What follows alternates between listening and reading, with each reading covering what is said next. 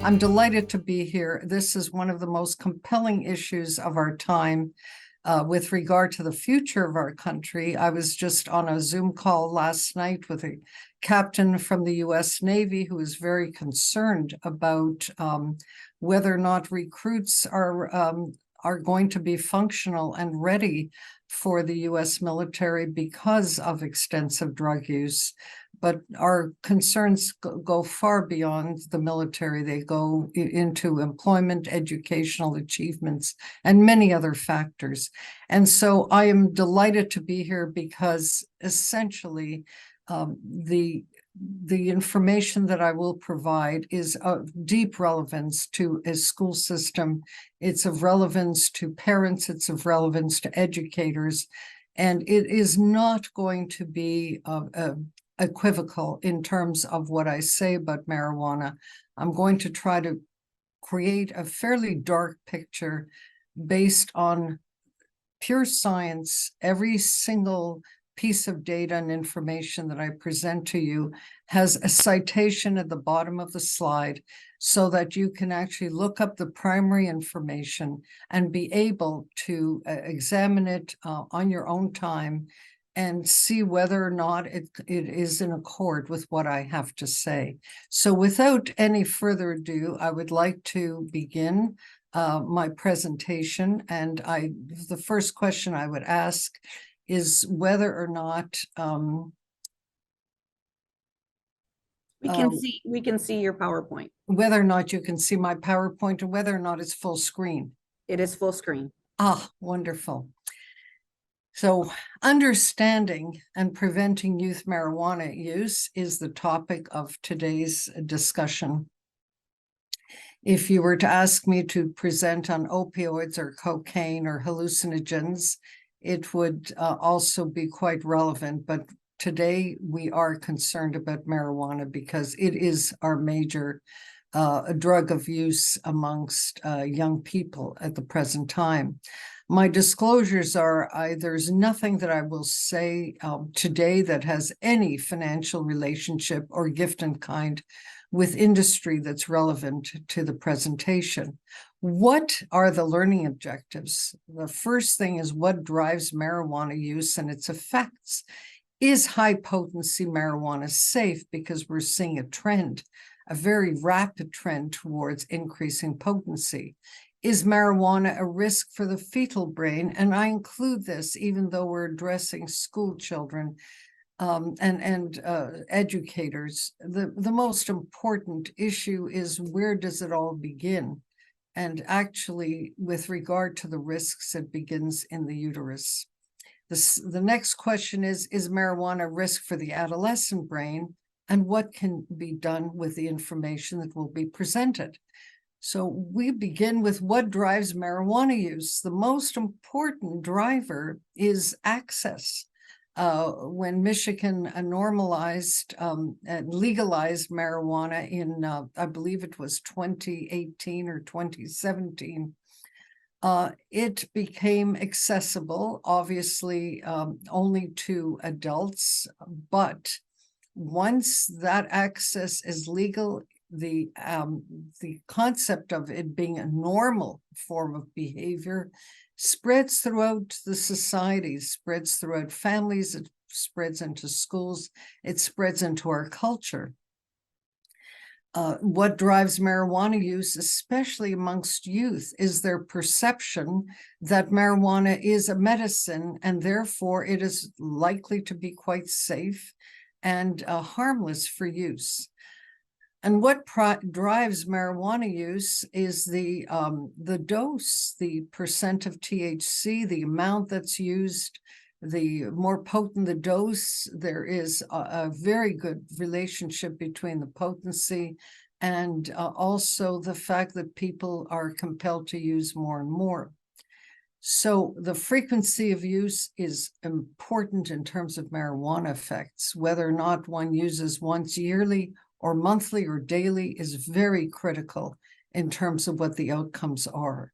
Whether or not one delivers by smoking, inhaling, by eating, by drinking, also has an effect on what the what will happen in the brain, as well as what the individual feels, especially in terms of timing, because edibles have a much longer onset than smoking and vaping, and that can produce effects that are unpredictable in the person who's consuming things by mouth.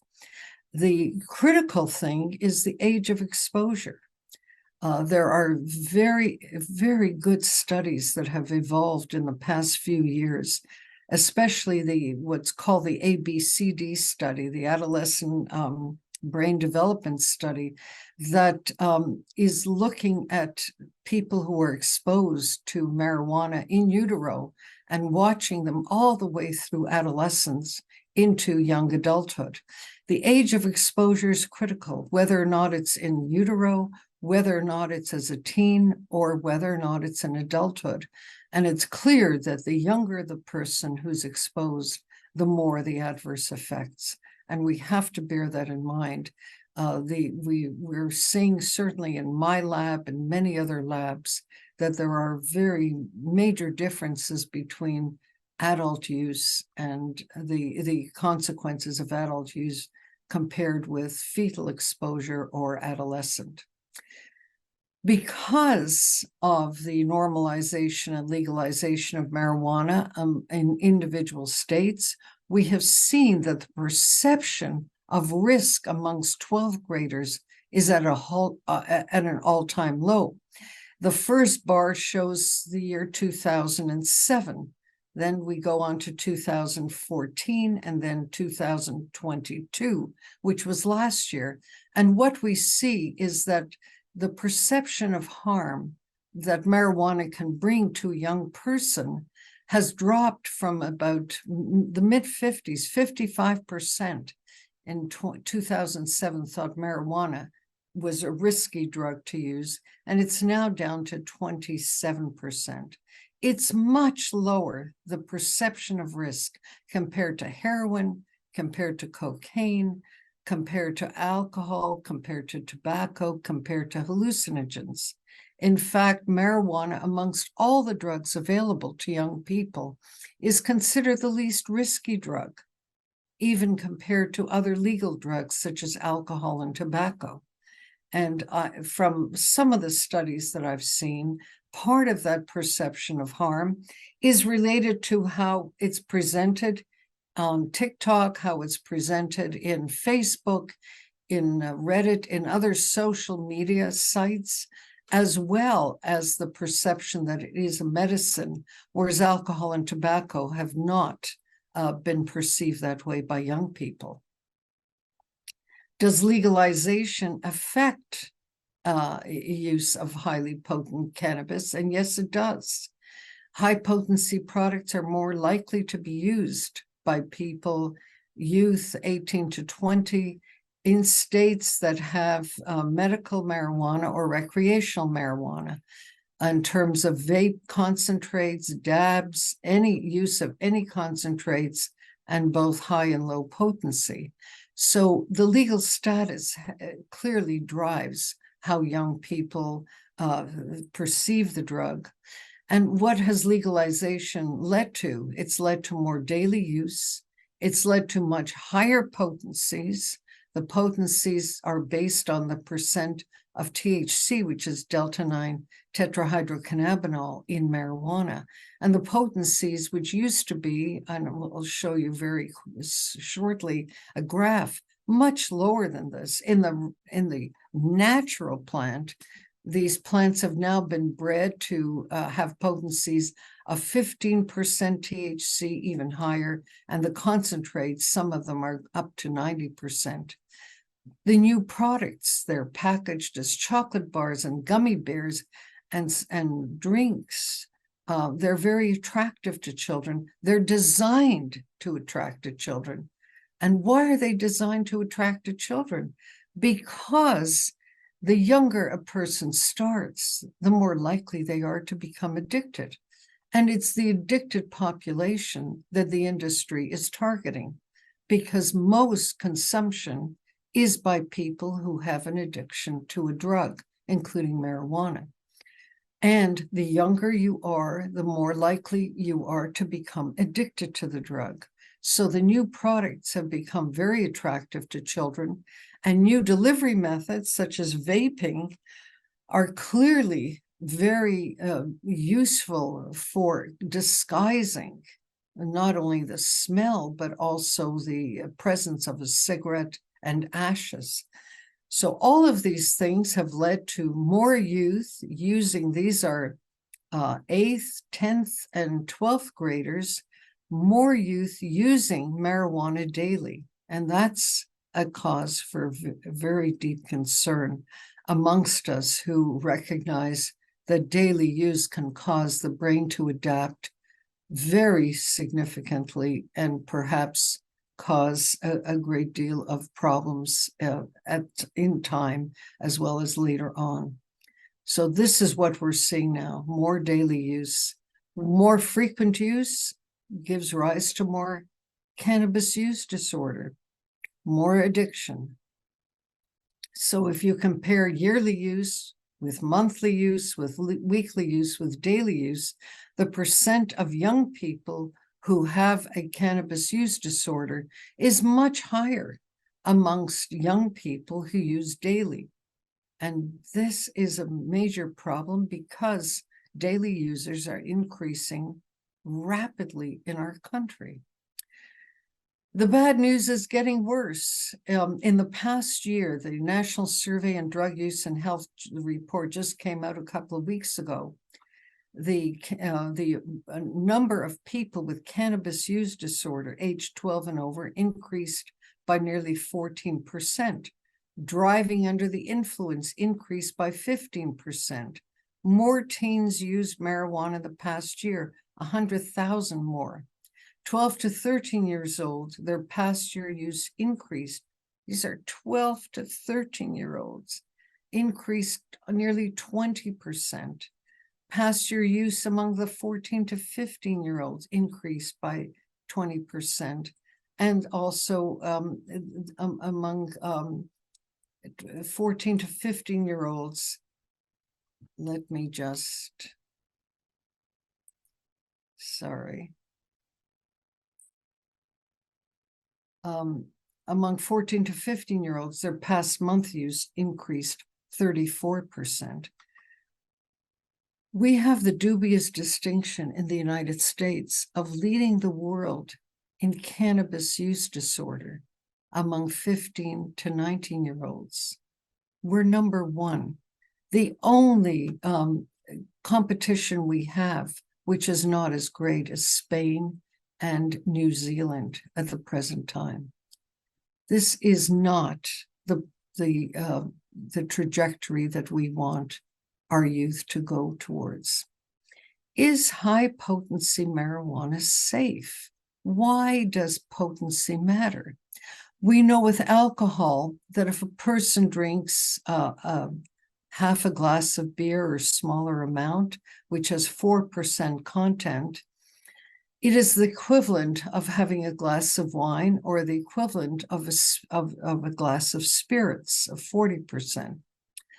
And we know that people who have alcohol use disorder very often are turning towards very high potency alcohol to consume the amounts they want of alcohol in smaller and smaller liquid form. We know that powder cocaine, which gets into the brain at about a third of the rate as crack cocaine, crack cocaine delivers the free base of cocaine. There is a higher rate of entry and probably a higher rate of addiction. We know with methamphetamine sulfate was the original form of methamphetamine, and it was converted to crystal meth in order to deliver more methamphetamine into the brain. And the same strategy is being used now with marijuana. Marijuana is being concentrated so that there is a higher bolus of marijuana that can get into the brain at a sitting. And what have we seen? We've seen the potency of marijuana start at 3%, In the 80s, it went up to about 5. In the 90s, it was creeping up. And then in the 2000s, it began to soar into 28%, then now currently 20 to 90%. What is the motivation for increasing the potency? The higher the potency, the higher the high. There's more tolerance, and there's more addiction. There are more users. And for the industry, there's more profit and also less concern about the user. Higher potency THC confirms a greater risk for high frequency use, as I've said. Blunts and eating, edibles, vaping and burning, and concentrates, the odds ratio of developing a cannabis use disorder is greater for the concentrates than for the less potent forms. There is a greater risk for continued use and for high frequency use. So if we compare the effects of low potency versus high potency, and low potency these days is just defined by some as less than 10% THC. If you compare low potency with high potency, there is more regular marijuana use, there are more drug use problems, there's more use of other drugs, there's more use of tobacco and alcohol and addiction to tobacco and alcohol, and there's more major depression, there's more anxiety, and there are more psychotic-like symptoms. We've also seen in terms of delivery that vaping is a delivery system that can disguise the use, and there are multiple devices out now that young people can bring to school. They can hide from their parents. They're disguised in writing pens, in backpacks, in hoodies, in smartwatches, in iPhones. The vaping can be inserted in USB sticks. They're disguised as USB sticks and vape pens. And some of these are sold online for especially attractive for young people that are less than 14 years old. Vaping is rising, and it's erasing the gains in smoking cessation, both for cigarettes and for marijuana. We saw a tremendous and dramatic decline in smoking amongst young people starting in the 1980s up to the 2020s. And now, because of the availability of vaping methods, that gain is being gradually erased because more young people have started vaping. We see the same with marijuana use. Marijuana use declined dramatically over the decades, and now there is more vaping amongst marijuana. Why is this a concern? Because vaping is becoming a predominant mode of use amongst adolescents. There are many different types of products that are being incorporated into vaping, like Delta 8 THC, Delta 10 THC, and they're sold as hemp, as legal high. They're associated with a greater risk for acute lung injuries, for seizures, and psychotic symptoms. And young people who use e-cigarettes are 3 times more likely to use marijuana. And marijuana smoking and vaping, young people are 3 times more likely to use tobacco products. So the vaping of nicotine and marijuana is intimately linked. One drives the other. What about the adolescent use of marijuana edibles and vaping? It's associated with combustible, edible, and vaporized marijuana. These are psychiatric symptoms. There is a greater prevalence of conduct disorders, of depressive disorders, of lack of joy, anhedonia, it's called, greater sensation seeking in people who use combustible, vaporized, and edible marijuana. What about emergency department visits? One finds that inhaled cannabis versus the edibles, people who inhale marijuana are more likely to develop cannabis hyperemesis syndrome. They're more than twice as likely if they smoke cannabis. And that hyperemesis syndrome is not frequent. It's relatively rare. It's much more common among people who use marijuana very frequently, and it leads to uncontrolled vomiting, just dreadful vomiting and terrible stomach pains. And people take very hot daily or 3 times or 5 times daily showers to try to relieve the discomfort from hyperemesis syndrome. It's something that more and more physicians are seeing in the emergency department.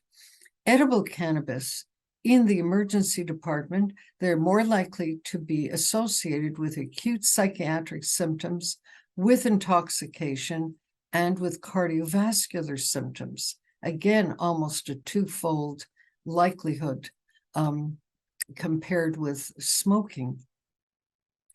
And that's because when a person eats edibles, the effects don't come on immediately.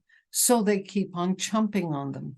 And nobody has been able to eat a stick of candy and only have 1 bite when they have 5 or 10 bites per stick. 10% of cannabis-related emergency department visits are due to edibles, even though this was in Colorado. A tiny fraction of this cannabis sales were due to edibles.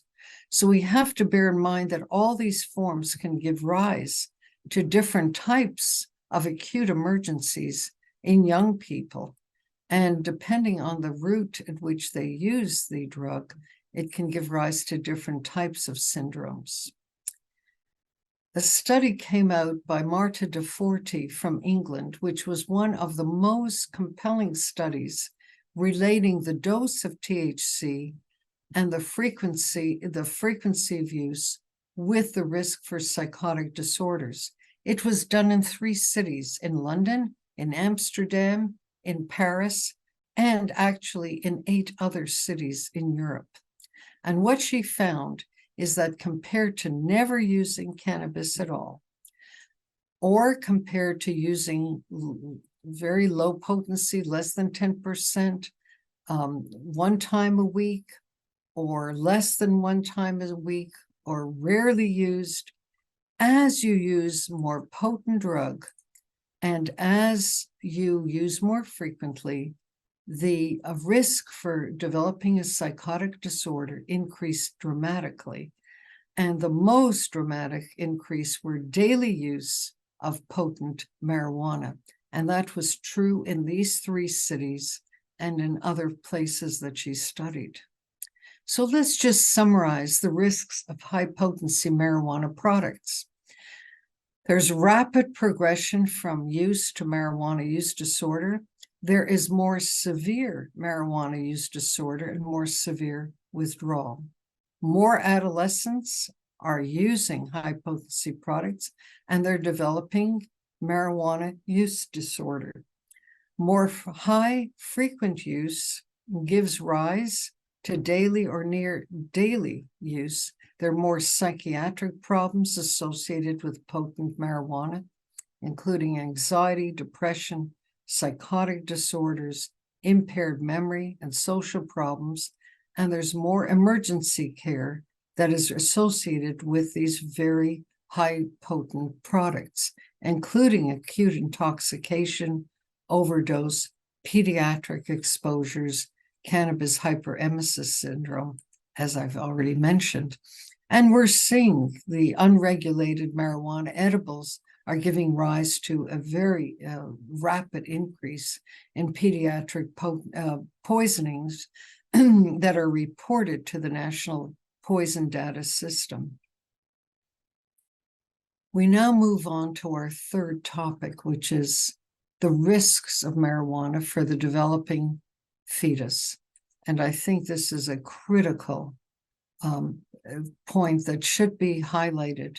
All educators, all parents, all administrators, all policymakers should be aware of these risks, because cannabinoids that are present inside our brains regulate brain development. THC in marijuana can affect fetal brain development, and THC also can affect adolescent brain development.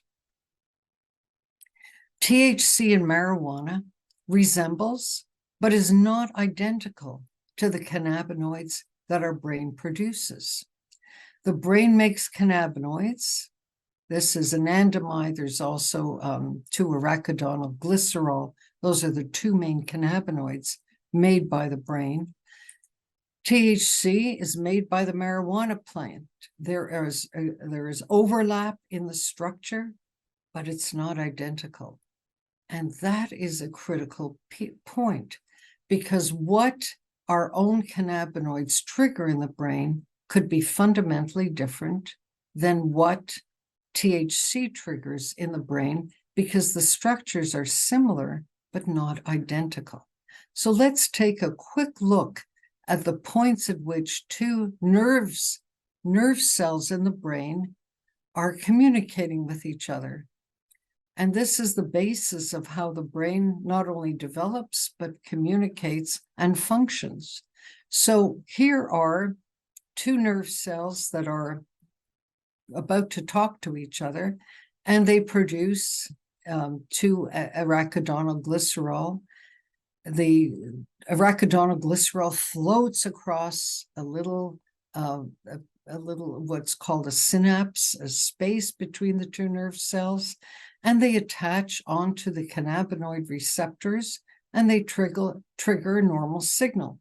They trigger these signals 1,000, 100,000, 1,000,000 times a day, and we don't even notice it, because that's part of normal brain function.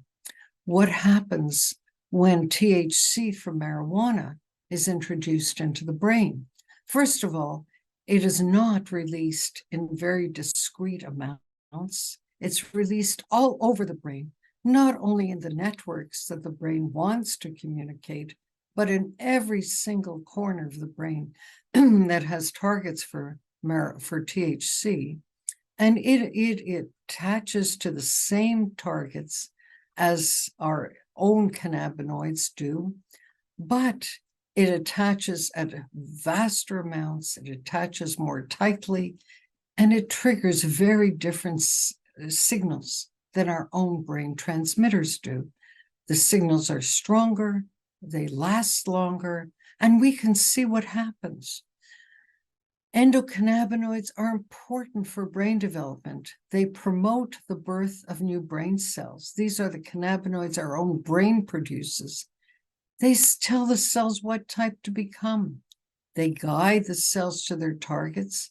They help the cells form connections, and they help to prune and control signals. And the endocannabinoids function at every stage: during brain development, in infancy, in childhood, during adolescence, and at adulthood. And in all these phases, they have very critical connections. THC interferes with these normal signals. And what we're finding is that pregnant women, their past month daily or near daily marijuana use has gone up in recent times compared to 20 years ago. It's gone up amongst pregnant women in the first, the second, and the third trimester. Use increased with normalization, medicalization, commercialization, and pregnant women, although they self-report lower frequency of use, their use is still unacceptably high, and they have been told by social media, by magazines, that marijuana use is good for you during pregnancy. It's promoted on social media as effective and safe for the treatment of nausea and vomiting, but there's no strong medical evidence for its use during pregnancy. And the American College of Obstetricians and Gynecologists stated this almost 10 years ago. Yet no states with legal medicinal marijuana laws list pregnancy as a contraindication. They do not list this as do not recommend marijuana. So what are the consequences to the fetus? THC in marijuana can interfere with fetal brain development.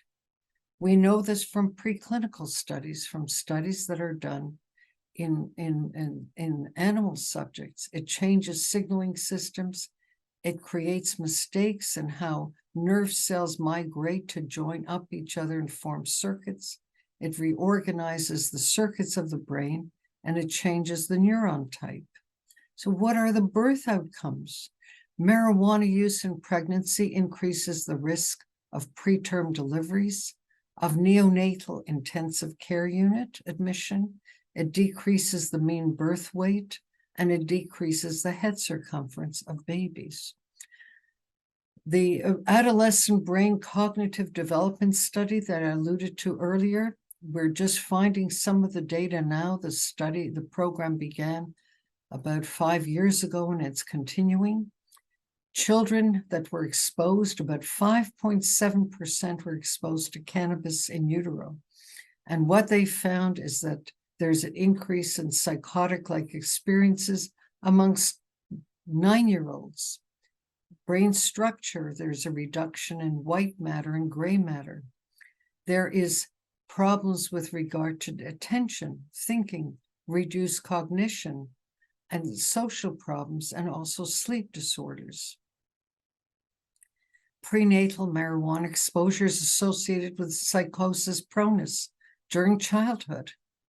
And this is the latest study that came out from the ABCD program.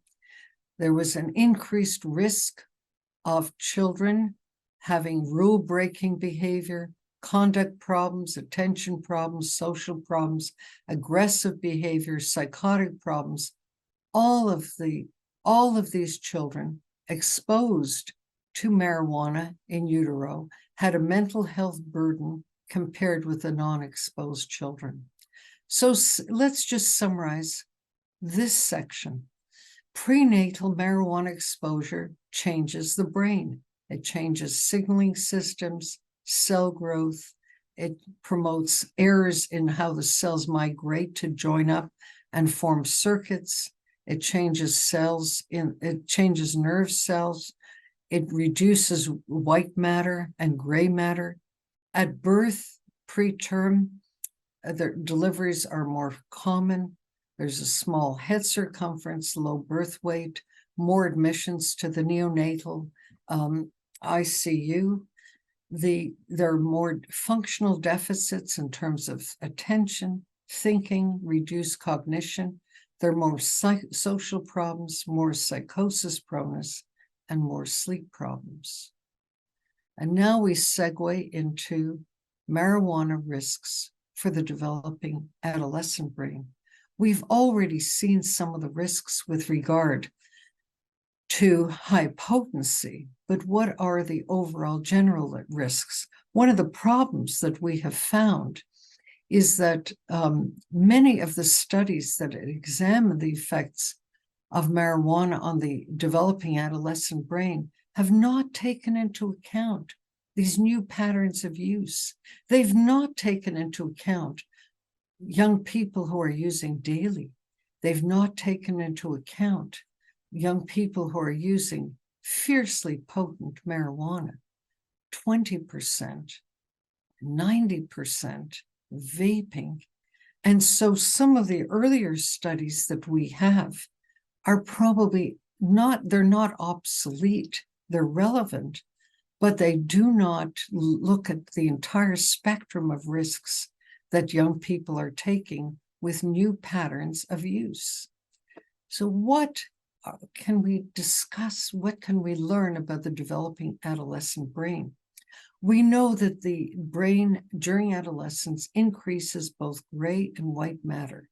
It prunes connections that are not needed to make the brain much more efficient.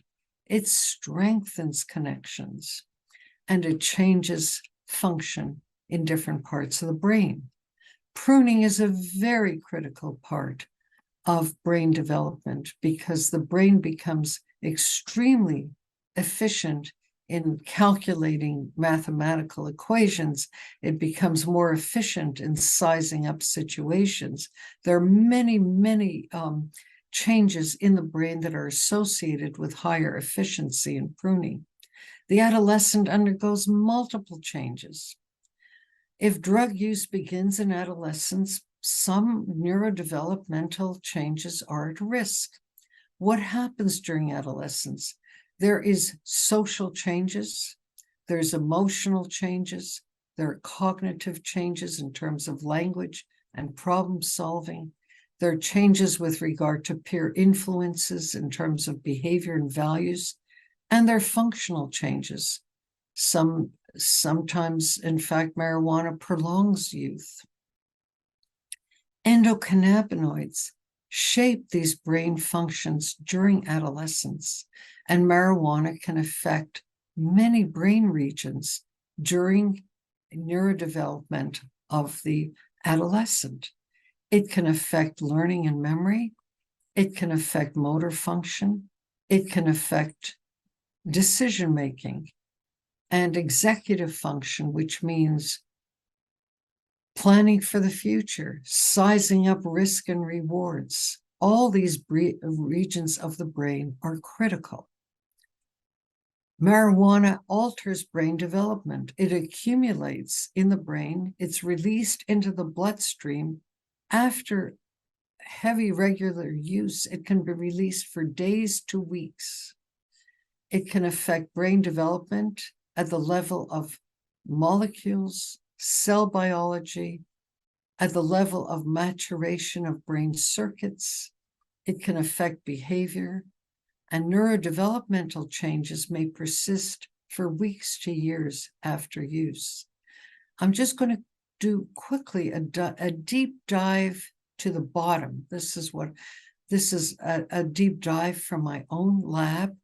We've just submitted the manuscript, so this is not accepted yet, but I'd like to share some of these data. And the deep dive is to go into the bottom of brain cells and look at the blueprints of the brain. In this case, we're not looking at DNA, we're looking at messenger RNA. And the deep dive is also looking at proteomics, at the proteins that the brain produces, and can THC given daily to either primates or rodents, can it affect things that we can discern with regard to proteins and RNA? So we had dissected these brains to 29 regions, and we asked, what brain region should we look at first? And we focused on the amygdala, a little almond shape. It's named for the almond shape that it has. It contributes to Darwinian survival. It controls behavior that seeks the necessities of life, food and water. It assesses resources, whether or not there's safety, whether or not there are threats, whether or not there's food and water. It responds to stimuli inside the body as well as outside. And when the amygdala is activated, the signals that are manifest could be anxiety, fear, aggression, sleep problems. Damage to the amygdala can impair these functions. And what we found in only the adolescent brain and not the adult brain, we found an increase in a marker of inflammation. We did it in 3 labs with Dr. Susan George at the University of Toronto, in my lab with Dr. Sarah Withy, and at MIT with Dr. Miriam Hyman's lab. This was her data. All 3 of us had the same data. We tried different staining methods. We tried different halves of the brain. We came up with the same thing. after daily THC in non-human primate adolescents only, but not adults, we found an increase in markers for inflammation in a very critical region of this little amygdala in the brain. The amygdala has very strong endocannabinoid signaling. It's implicated in the effects of heavy cannabis use. It's implicated in depression, anxiety, and compromised cognition. It's implicated in psychosis and sleep disturbances. And so we concluded that maybe this inflammatory process that had only been observed in one other lab, the lab of Dr. Yasmin Hurd, could have consequences for the adult.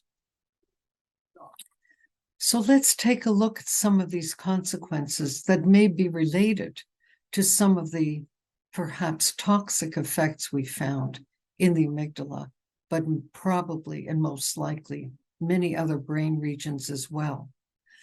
Let's look at psychosocial function, educational achievement and employment, addiction, psychiatric symptoms, and the use of other drugs by adolescents. In terms of psychosocial function, this was a huge study that was done amongst US adolescents, and they compared 3 groups: adolescents that did not use at all, adolescents that we call it non-disordered cannabis use, which means they used, but they did not have a cannabis use disorder. And the third group, they used, but they also had a cannabis use disorder. And so this was the most extreme form. And it was found that they're more likely to have a major depressive disorder. They're more likely to have suicidal ideation, which means they're contemplating suicide. Again, the same 3 groups, they were found to have slower thoughts. This was in cognition. They were having trouble concentrating. The young people with cannabis use disorder had the most difficulty concentrating. The ones who did not have a use disorder but used frequently, they were moderate users, they're called, still had difficulty concentrating. The same was true for slow thoughts. And academic performance. Again, the 3 groups. The ones who had cannabis use disorder were more likely to be truant, to skip school. They had a lower GPA than the non-users, and also even the ones who were moderate users were still affected. So we have to bear in mind that even without a cannabis use disorder, but moderate use, this study showed a very significant dose response, so to speak, amongst non-users, moderate users, and those who have a cannabis use disorder with regard to psychosocial functioning. Delinquency, they were more likely to be arrested, more likely to be fighting, more likely to have aggression. The IQ of adolescent marijuana use, Madeline Meyer did this study in from a huge database in New Zealand. She showed that after frequent use during adolescence and continuing into age 35, there was an 8-point drop in IQ. IQ predicts access to university education, lifelong total income, access to a good job, performance on a job. And in this New Zealand, the Dunedin study, persistent cannabis users had less skilled jobs than their parents. They had poor memory and attention, and it was not explained by tobacco, alcohol, illicit drug use, or a family history of substance use disorders. The CDC just recently published the same thing. Those who ever use marijuana, they're more likely to have poor grades in school compared to those who didn't use marijuana. The kids who've tried marijuana before the age of 13 are also more likely to have their academic performance affected. And if we look at people, young adolescents, in terms of frequency of use from 0 to 400 times use during adolescence, the more they've used during adolescence, they're less likely to be graduating from college and having a bachelor's degree. They're more likely to be on welfare and to be unemployed. Now, what I just have to add to this list is that it is important to recognize that some people who are attracted to marijuana may already have difficulty in school. Some people who are attracted to marijuana may have psychiatric problems, so that the chicken and egg is certainly something to consider. But the dose response, the fact that the more you use, the more frequently you use, the more times you've used, is relatable to what happens to you later on in life is a critical conclusion. The less use, the less frequent use, the less potent use, you reduce the risks of consequences. I'm going to break for one moment in order to take the sunlight out of my eyes. Please wait one moment. Thank you.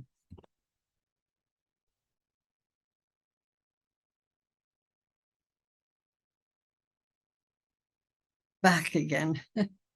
Now, with regard to addiction, marijuana use disorder, which is a full spectrum from severe addiction, that's the far end of the spectrum, to symptoms of a substance use disorder.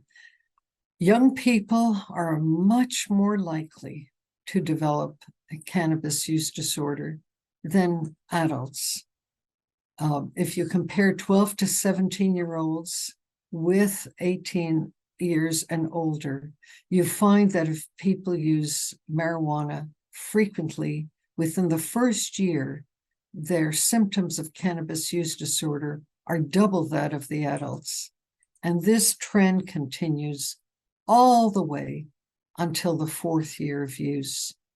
That doubling of risk, that doubling of prevalence, the percent who have cannabis use disorder among 12 to 17-year-olds stays after even 4 years of study.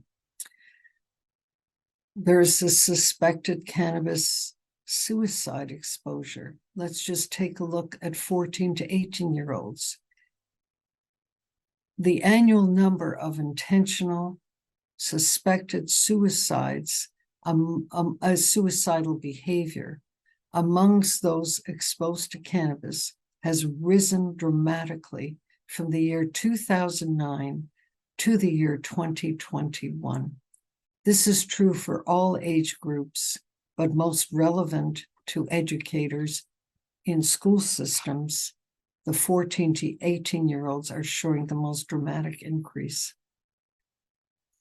What about psychosis and schizophrenia? What is psychosis?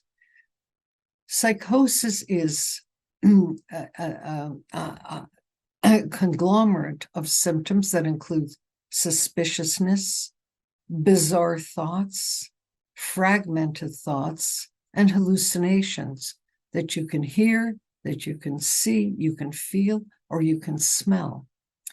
Now, if these symptoms persist for a very significant period of time, one can say that the psychosis has become a brain disease called schizophrenia. But psychosis can be caused by many, many different conditions, and sometimes it can be drug-induced.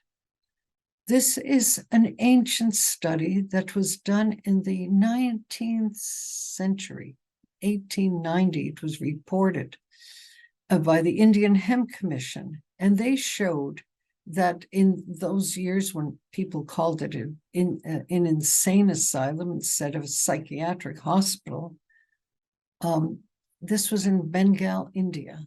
The number of people who were residents of this insane asylum, and I hate to use the term, but that's the way it's designated, who used cannabis was the vast majority of people in which a drug was implicated.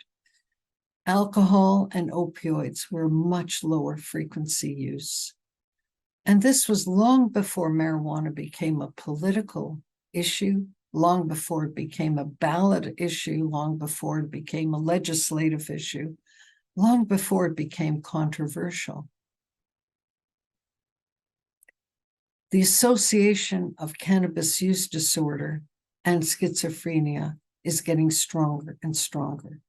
It's stronger in young men than in women, and it's very strong in 16 to 20-year-olds.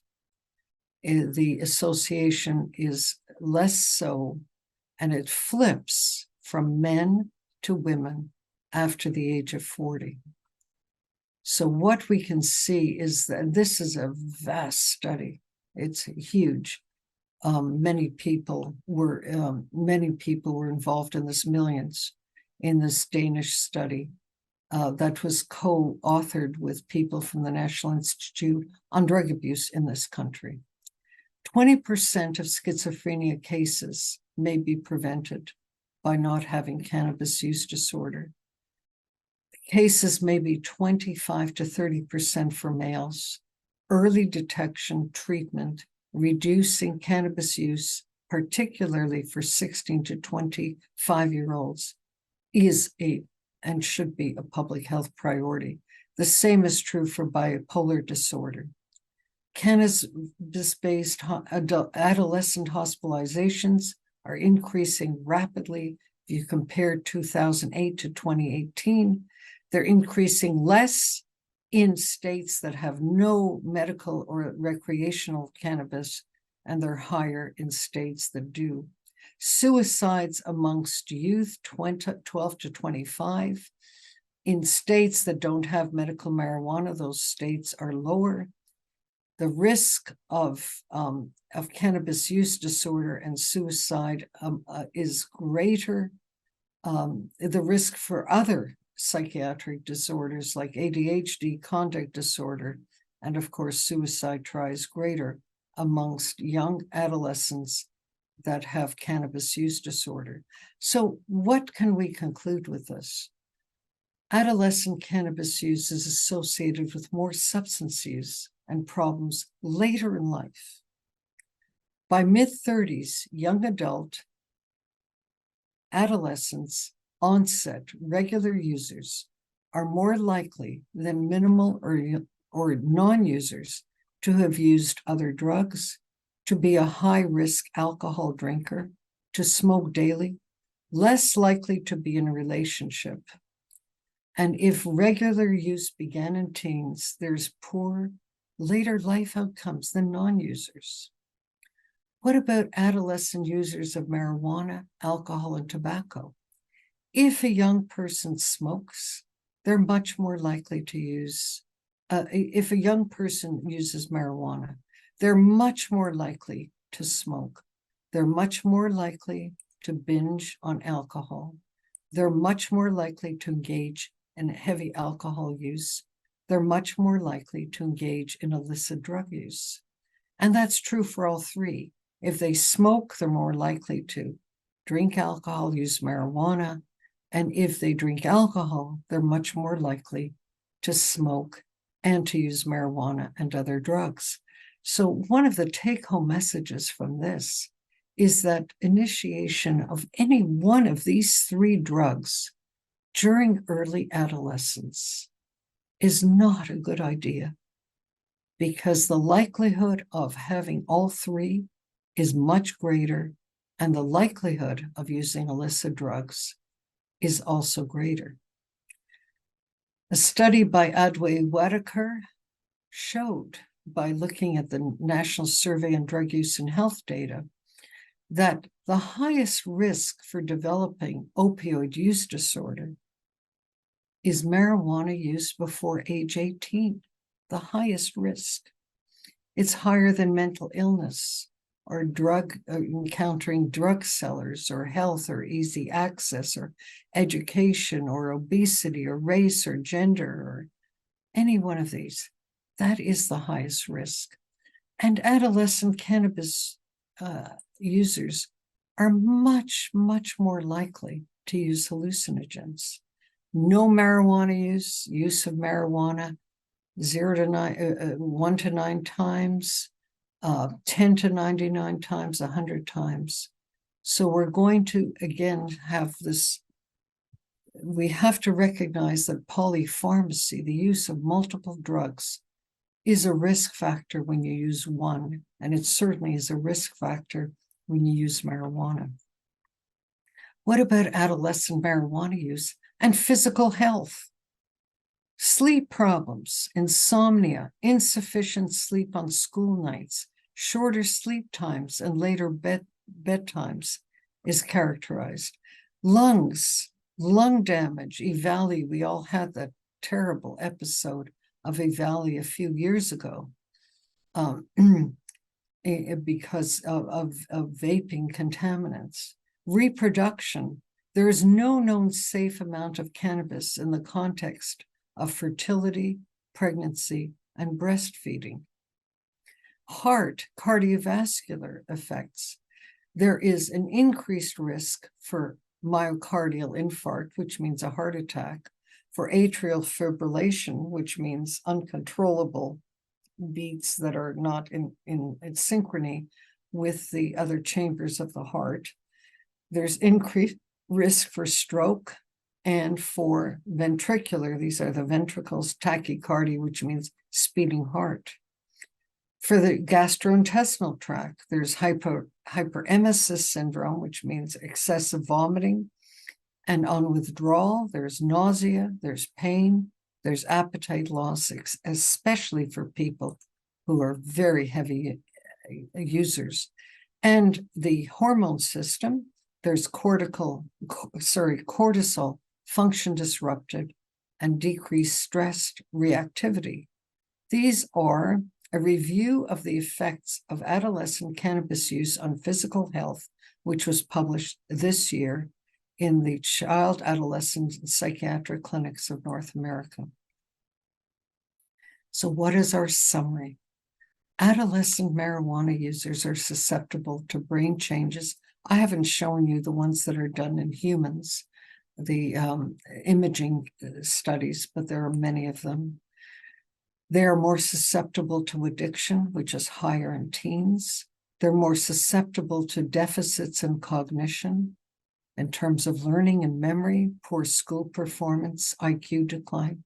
They're more susceptible to aid motivation, greater high school dropouts, greater dropouts than alcohol, heavy alcohol use, and lower educational employment.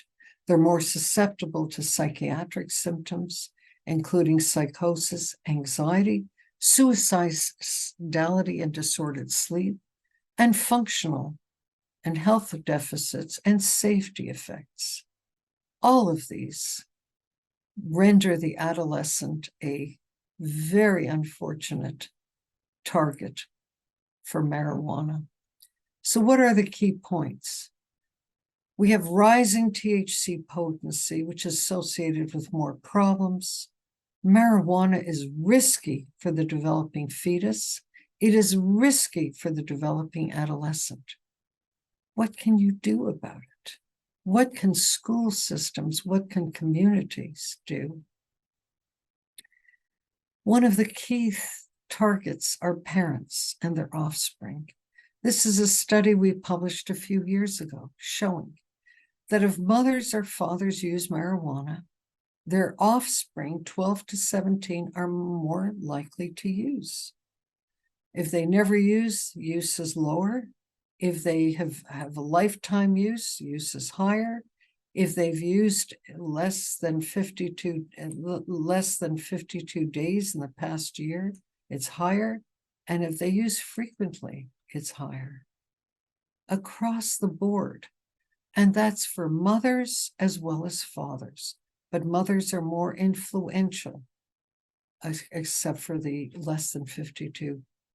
What is so stark is that if offspring who are 18 to 30 years old living in the same household with their parents, these are now adults, they live in the same household, they're also more likely to use marijuana if their mothers or fathers use. If parents strongly disapprove of marijuana, their children are much less likely to use than parents who have no strong opinions or who endorse it. And the same is true for cigarettes. So one of the most important targets in education should be the family and family dynamics, family use of drugs, family attitudes towards drugs, what families say about drugs. And of course, there's a great deal of information as well on parents' involvement in their children's academic achievements. They're much less likely to use marijuana if parents check their homework, if parents discuss their schoolwork, if parents guard their children in terms of nights out during the week, in terms of their social networking on the internet, in terms of many factors. Parents are critical. How can you prevent children from drug use if parents use marijuana? If pregnant women use, the fetus is at risk. If parents use, the offspring are more likely to use. If parents use other drugs, including opioids, the offspring are more likely to use. If parents don't take a strong stand, the offspring are more likely to use. So educating parents on attitudes to drugs and their own drug use is a very critical form of education. What can communities do? Communities need to stop advertising marijuana products. They need to cap the potency of products. They need to educate parents, pregnant women, teens on the risks of marijuana. They need to try to prevent youth marijuana, tobacco, and alcohol use, all three, because one of these three leads to the other two, and any of these can lead to use of other drugs as well. And physicians should be screening teens for substance use. Schools can be screening. Here in Massachusetts, screening of all teens, verbal screening of all teens, is mandatory in public schools. And let me close by saying probably the most important concept I leave you with. This is not a war on drugs. This is not a criminalization, lock them up type philosophy. This is a defense of our brains.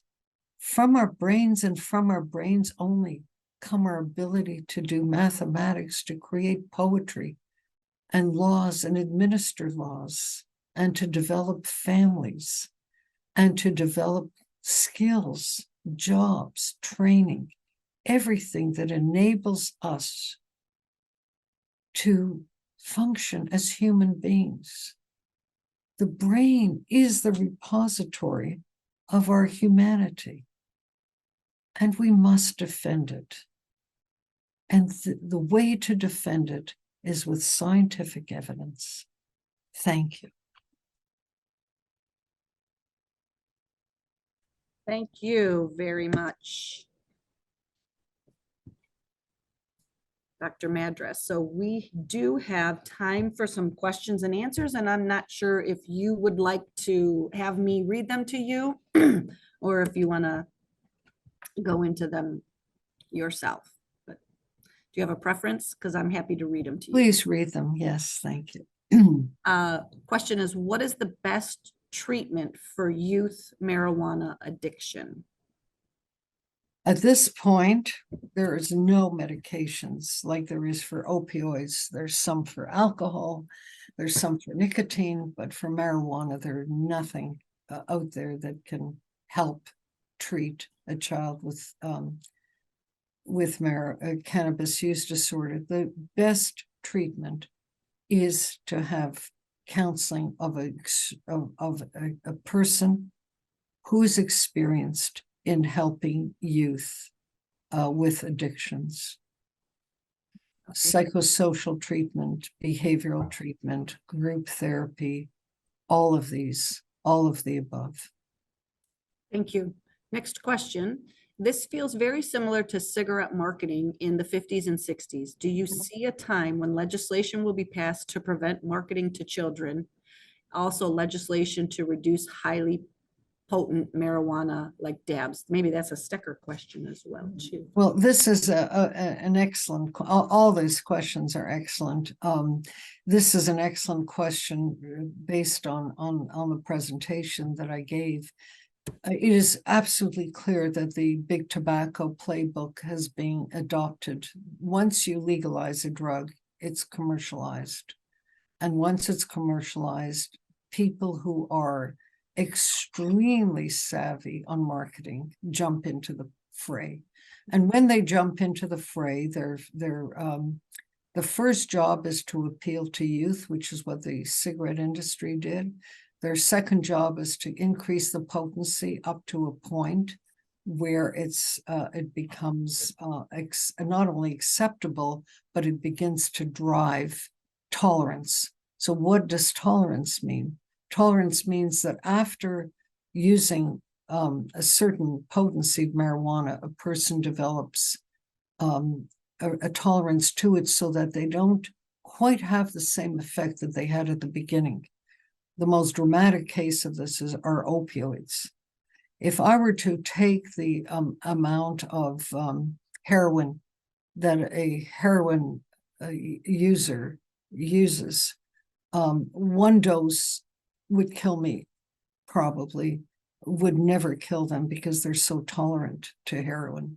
Because the brain adapts, it dampens the cannabinoid signaling way down in order to stop the noise of THC in the brain. And once you develop tolerance, you have to start taking more and more of it to get the same effect or more potent drug.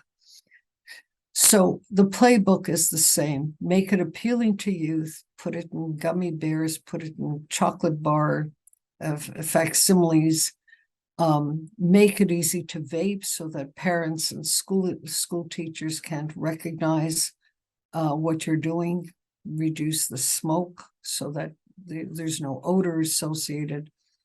I presented the playbook on nicotine at a meeting about 15 years ago. And people began to realize this is what was going to happen. And I smelled it, to use a bad analogy. I smelled it at the time that we were going to see this incredible investment. It's billions of dollars invested now in the industry. And they have by far the best lawyers, the best admin, the best chemists, the best everyone to try to generate more profits. That's exactly what's happening. And grassroots people have to go to their legislators. There are papers on THC potencies, which can be helpful for this. There has to be a grassroots movement amongst conscientious parents, conscientious educators, conscientious citizens, that this is really a terrible direction that our country has taken in enabling youth marijuana use to the extent it's happening now. Thank you very much. Now that leads me to a couple of other questions that came in here, and one of which I will ask right now because it's kind of how you just ended, and then the next are going to be related to withdrawal. So this question is, do you predict legalization by the US Congress, given all those remarks that you had just shared with us? And then I have another follow-up question about the first part of your answer to that. Yeah, well, it's a very, it's a nuanced answer to the question. There have been some indications that the Food and Drug Administration is going to take marijuana out of Schedule 1 and put it into Schedule 3. I'm very familiar with that whole story because I was the sole expert witness for the Department of Justice in preventing that scenario in in a federal case that was in the Eastern District of California in 2015. So there's a lot of innuendo here. If a drug moves from Schedule 1 to Schedule 3, it implies that the drug is in fact a medicine. At the present time, there are no, and I repeat, no process for the FDA to approve marijuana as a medicine in terms of FDA criteria for clinical trials for phase 1, 2, 3,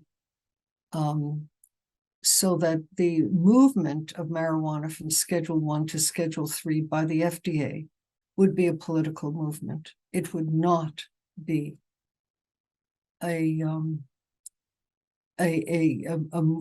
movement, a change based on their normal practices. That's quite disturbing. The FDA has called for a lot of comment and input on their rescheduling.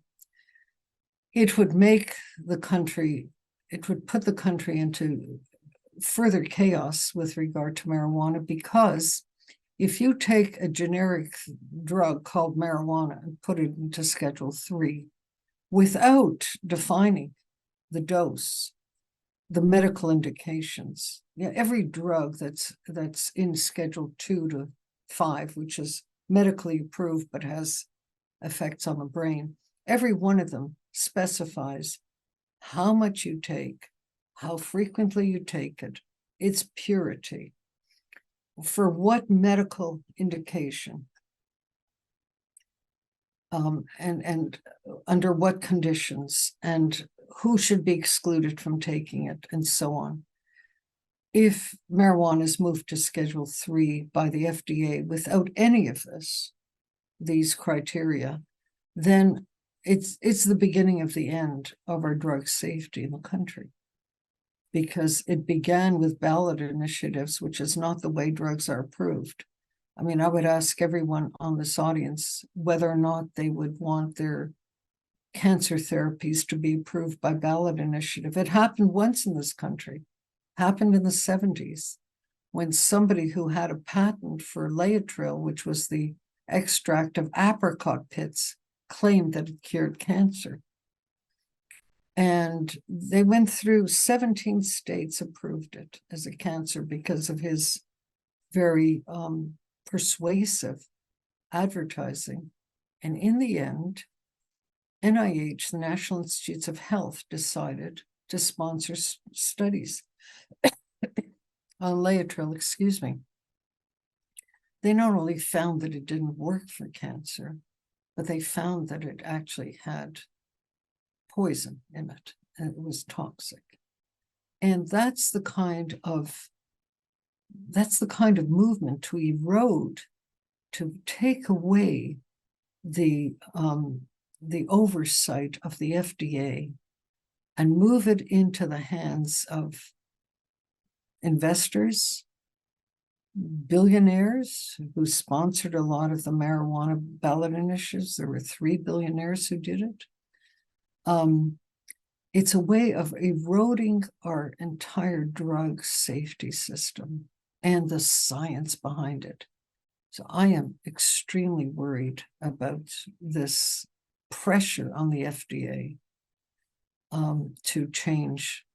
Now, in terms of federal legalization outside of the FDA, which means taking it off schedule whatsoever, just making it legal without even scheduling it.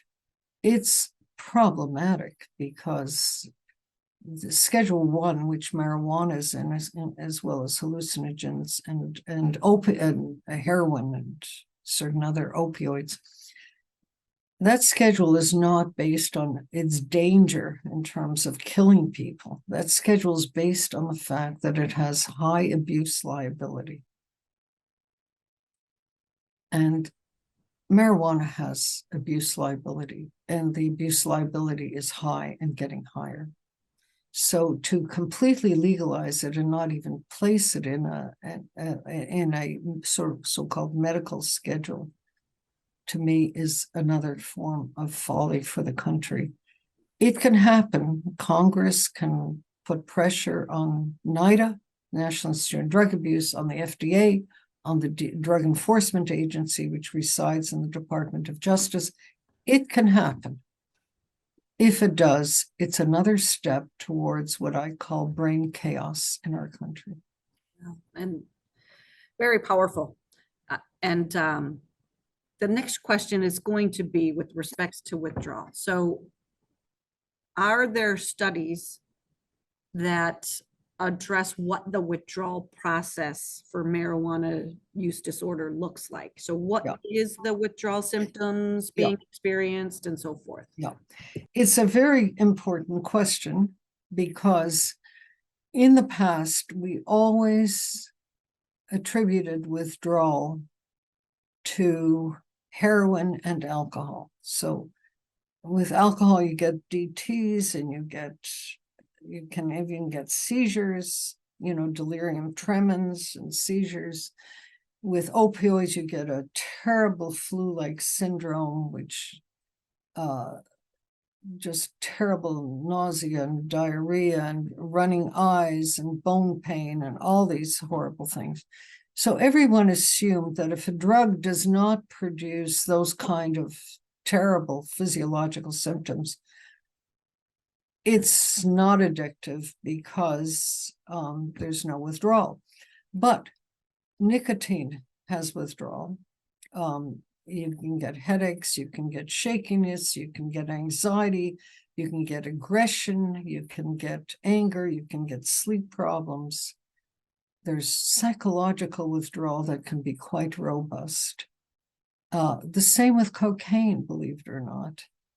Cocaine does not have a real physical withdrawal. It has these psychological withdrawals, and yet I don't think anyone questions whether or not cocaine has addictive properties. It certainly does, and so does methamphetamine.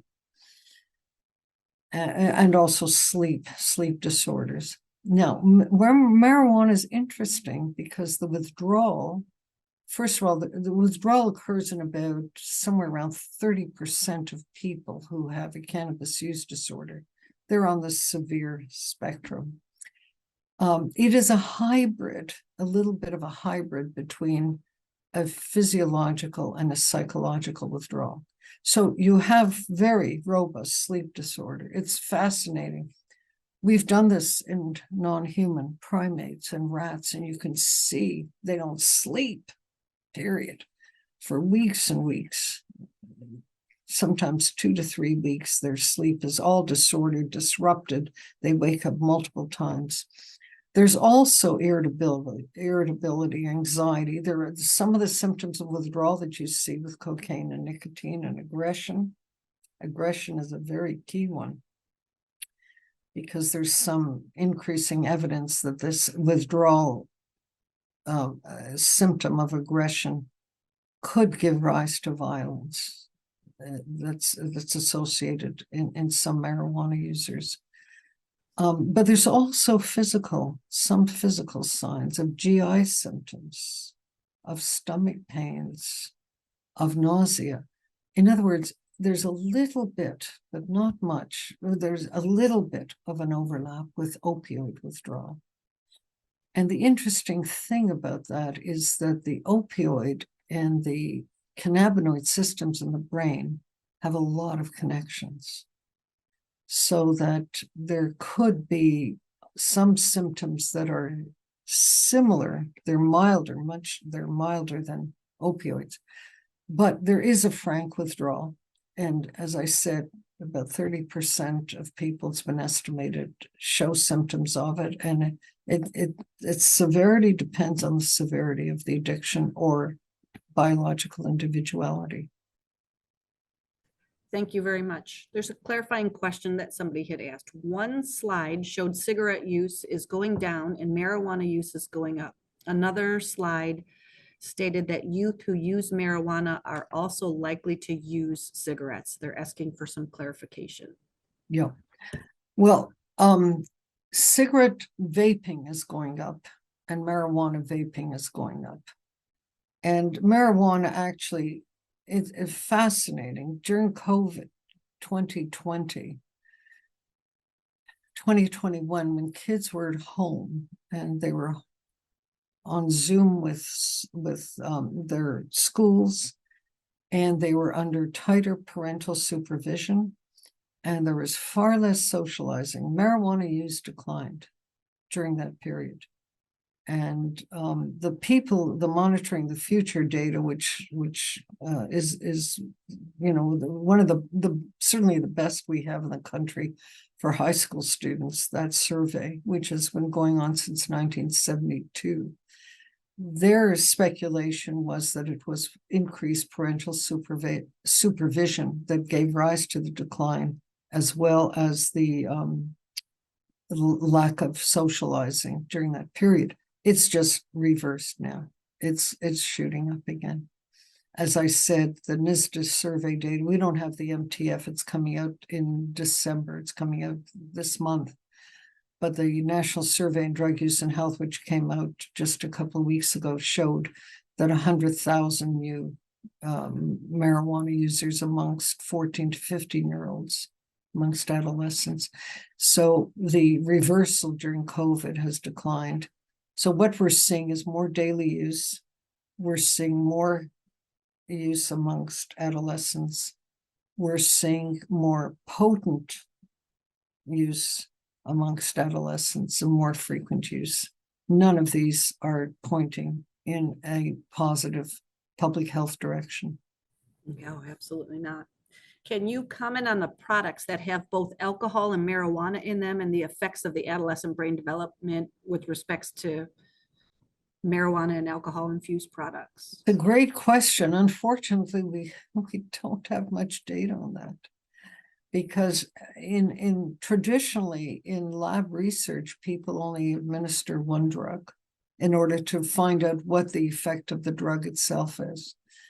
We can say with a certain measure of certainty that driving under the influence of alcohol and marijuana is much more dangerous than driving under the influence of alcohol alone or marijuana alone. The two combine to really affect driving. We can say a lot about some of the comparisons between alcohol and marijuana. As I said, school dropouts are much less in alcohol users than marijuana users, but the real studies of alcohol combined with marijuana, which is the way youth use it, in terms of basic science and how it affects the brain, they're still in their infancy, because so many people always want to narrow down to, well, let's look at one at a time, and without being realistic about how young people use. Thank you. What legal assistance do we have when we encounter youth that are considering ending their use of marijuana, but they have access due to parents' usage? That's a spectacularly important question, because as I said, we're not the only study that has shown this now. There are multiple studies coming out showing that parent use of marijuana is a very high risk factor for child's use, and multi-generational, grandparents to parents to children. It's pretty devastating. It's a very difficult problem because what we see in the initial phases of marijuana use is the desire to socialize with others and to have everyone using. And that I've met some well-known people in the country. I won't mention their names, but they confessed to me that they used marijuana with their adolescent child to bond with them, never anticipating that the child was actually going to progress to heroin and die, or not die, but have a heroin addiction that was devastating to the family.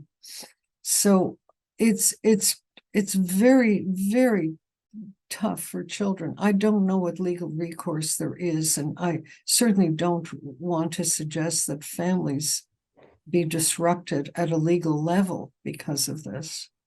But I think it's so critical to educate parents, because it's not only the fact that they use and normalize at home, but they leave it around. That's how we have so many infant and toddler poisonings, because they're gummy bears on coffee tables, they're brownies in the kitchens, and parents are careless about it.